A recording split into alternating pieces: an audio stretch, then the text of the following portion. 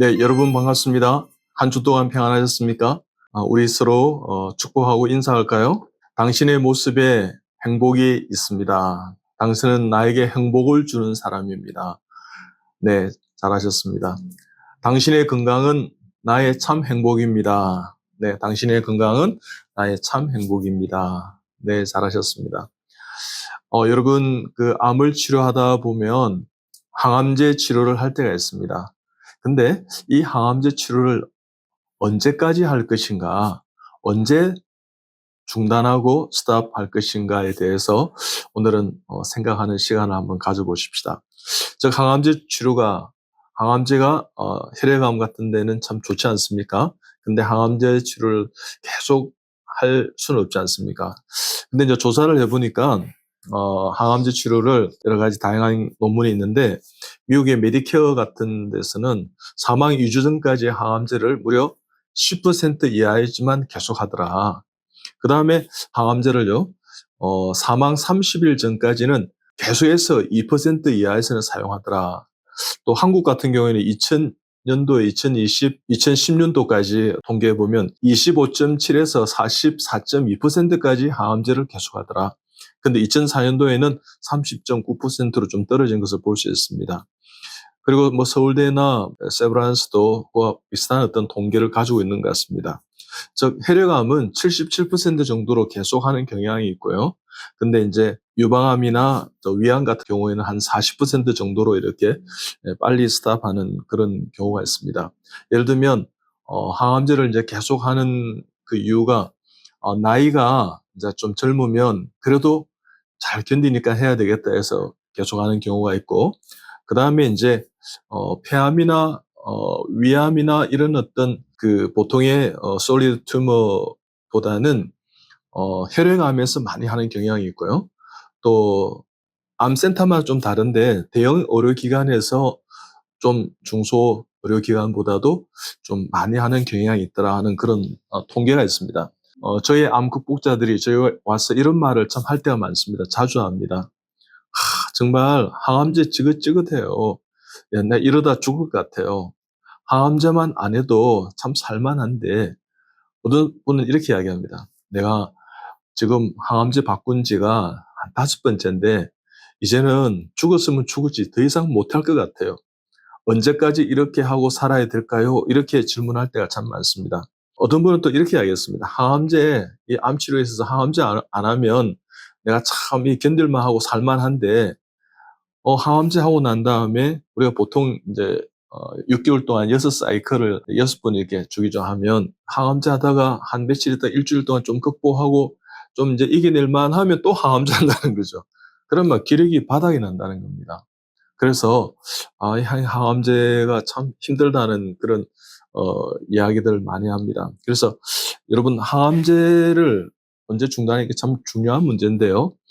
일단은 우리가 항암제의 종류에 대해서 한번 알아보십시다. 첫째 항암제는요, 세포 독성 항암제가 있습니다. 예를 들면 5FU라든지 시스플라틴이라든지 탁술 같은 것은 우리 세포에 어떤 독성 영향을 미치지만 건강한 세포도 이렇게 영향을 미치기 때문에 부작용이 참 많이 나타나죠. 두 번째는 이제 타겟 항암제, 그래서 표적 항암제가 있습니다. 이레사라든지 허셉틴이라든지 아바스틴 이런 어떤 제제가 있습니다. 그리고 이제 2011년도에 면역 항암제라는 것이 나왔습니다. 키트루라든지 옵티보라든지 뭐 이런 항암제가 있는데, 어떻든 항암제는 부작용이 많습니다. 백혈구가 떨어진다든지 헤모글로빈 수치가 떨어진다든지 혈소판이 떨어져서 출혈이 생긴다든지 오심, 구토, 그 다음에 뭐 구내염, 빈혈, 식욕부진, 감염, 사지가 좀 무력해진다든지 탈모, 손발 저림, 색소, 심착, 그 다음에 의욕 상실, 잇몸 출혈, 변비, 설사, 신부전의 호흡 곤란, 그 다음 체중 감소라든지 폐렴이라든지 폐혈증 증세라든지 뭐 이런 여러 가지 어떤 증상이 있으니까 암 치료하시는 분들이 얼마나 항암제 치료하시는 분이 힘드시겠습니까? 그래서 이 항암제는 참 건강한 세포도 파괴하기 때문에 부작용이 생기는데, 대개는 우리가 항암제를 하게 되는 것이 보조적인 항암제가 있거나 안 그러면 고식적인 항암제 두 가지를 나눌 수 있습니다.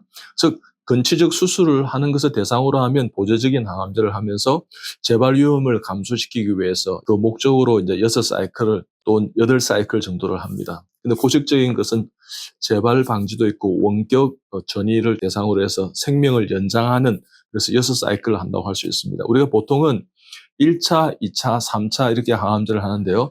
즉 6번을 하는 것을 한 사이클이라 그렇게 이야기합니다.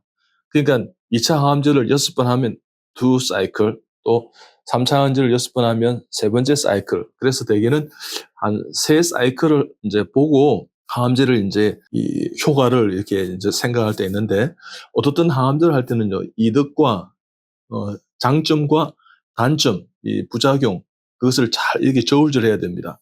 즉 항암제 치료하면 삶의 질이 좀 떨어지지 않겠습니까? 그 다음에 이제 입원을 한다든지 갑자기 열이 나서 감염으로 응급실을 간다든지 또 더 이상 이제 나아가면 힘들어져서 중환자실에 가기도 하고요.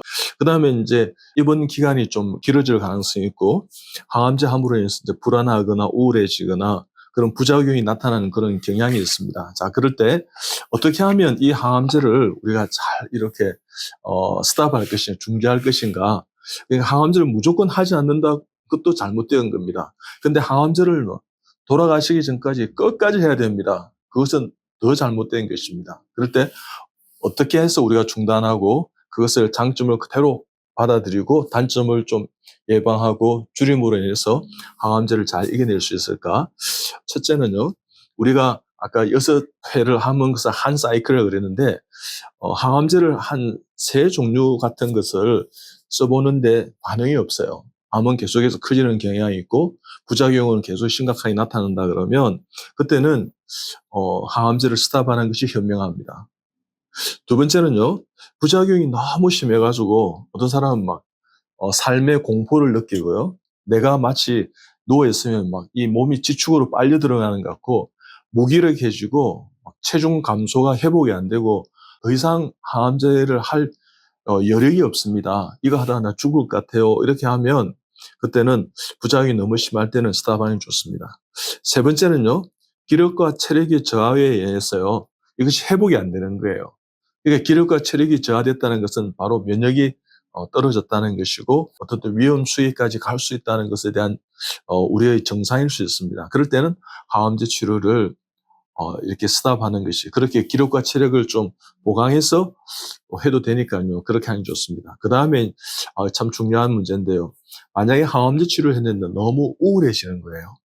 어떤 분은 그렇게 이야기합니다. 나는 아무 생각도 안 나고 나 이러다가 정말 힘들 것 같아요 하면서. 그러니까 이 암에 대한 공포심과 이 죽음에 대한 공포심이 밀려오면서 어떤 분은요, 이렇게 우울해지니까 자살 충동까지 일으키는 경향도 저는 보았습니다. 그래서 많은 환자들이 이렇게 이야기합니다. 우리 선생님은요, 차트밖에 안 봐요 하면서. 정말 내 목소리를 들어주는 의사를 만나고 싶어요 하는 그런 이야기를 저는 참 이렇게 외래 현장에서 많이 접합니다. 그래서 여러분, 우리 암 환자들의 힘든 고통들을 덜어주십시다. 그리고 그것을 배려해주고 있지 않습니까? 그래서 여러분, 항암제 여분 부작용이 좀 나타나면 그것에 대해서 일시 중단하는 것도 생각해 보면서요, 암 환자들을 잘 이끌어가는 그런 우리 모든 우리 현장이 되었으면 좋겠습니다. 제 환자 중에 이제 생각나는 분이 계신데, 이분이 항암제를 정말 자기 말은 이렇게 표현합니다. 그러니까 1군 항암제, 2군, 3군에 하면 나를 돌려막기 하는데 이제는 못한다고 이야기했습니다. 그러면서 그냥 참 힘든데 이제는 항암제 할 것도 없으니까 어떻게 해야 될지 모르겠다고. 그래서 아마 그 선생님도 참 망망했던 것 같습니다. 그러자 이분이 그러면 항암제 안 하면 내가 곧 죽습니까? 그러니까 그거는 알 수 없죠 하면서. 그래서요, 이게 사실은 전향적인 어떤 스타디가 되고 논문이 나와야 되는데 대개는 후양적으로 항암제 하다가 돌아가신 분 이렇게 모아서 이제 논문이 발표되기 때문에 언제까지 할 것인가 참 고민이 많았는데, 전향적인 논문이 있긴 있는데 151명의 폐암, 비소세포 폐암, 그러니까 non-small cell lung carcinoma 해가지고 74명은 표준 항암제 치료를 하고요. 또 77명은 항암제 치료를 하다가 조기 중단했습니다. 그래서 이제 이게 생존율을 비교를 해보니까 오히려 표준 치료한 사람은 8.9개월 정도 더 살았었는데 조기 종료한 사람은요, 11.6개월을 더 사셨어요.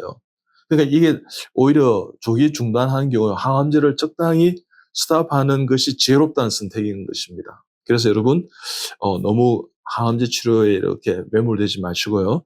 여러분의 기력과 체력이 허용하는 범위 내에서 하시면 되는데, 저도 뭐 한 두세 차례 이제 참가한 경우는 아틀란타에 가면 아스코 학교라고요. 아메리칸 소사이티 오브 클리니컬 온콜로지, 그래서 그런 학자들이 한 2만 5천명, 3만 명이 모여서 매년 이 암을 어떻게 극복할 것인가에 대해서 이렇게 연구하는 그런 학회 모임이 있습니다. 그럴 때 그분들은 항암제 중단을 어떻게 하는가에 대해서 이렇게 이야기합니다. 첫째, 세 차례 항암제를 바꾸어도 악화될 때는 중단해야 된다. 두 번째는요, 부작용이 너무 심할 때, 아까 제가 말씀드린 것 좀 비슷하게, 그죠? 세 번째는요, 기력과 체력의 저하가 있고 체중 회복이 되지 않으면 그때는 스탑하는 것이 좋다, 이런 견해가 있습니다. 그 다음에 네 번째는 아까도 말씀드렸죠, 암에 대한 공포가 너무 급심하고 우울증이 심한다든지 자살 충동이 있다든지 이렇게 하면 항암제를 중단하는 게 좋다. 그래서 제 환자, 아까 그 환자는요, 그렇게 중단하고는 내가 살 것 같아요, 이렇게 했어요. 그러고 난 다음에 사실은 몇 년을 더 사셨어요. 그래서 얼마든지 그럴 수 있습니다. 그래서 이거 아니면 내가 할 게 없습니다 하는 생각을 버리시고요. 그걸 하나 버린다고 했어요. 그걸 안 한다고 해서 내가 모든 치료가 이제 중단이 되었구나, 나는 이제 해볼 것이 없이 뭐 죽음을 기다려야 돼, 그런 생각 갖지 마시고요. 얼마든지 우리가 할 수 있는 방법이 있다 생각하시고 여러분 잘 받아들이시기 바랍니다. 그래서 면역을 돋우고 면역 치료를 하시고 이러다 보면 얼마든지 길을 열리고요.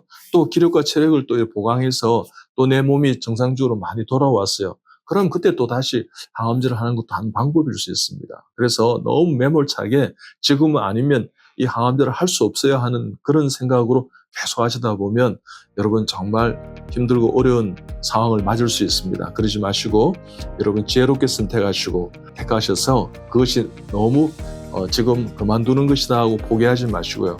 잠시 스탑하시는 거다 생각하고 잘 이겨내는 여러분 되시기 바랍니다.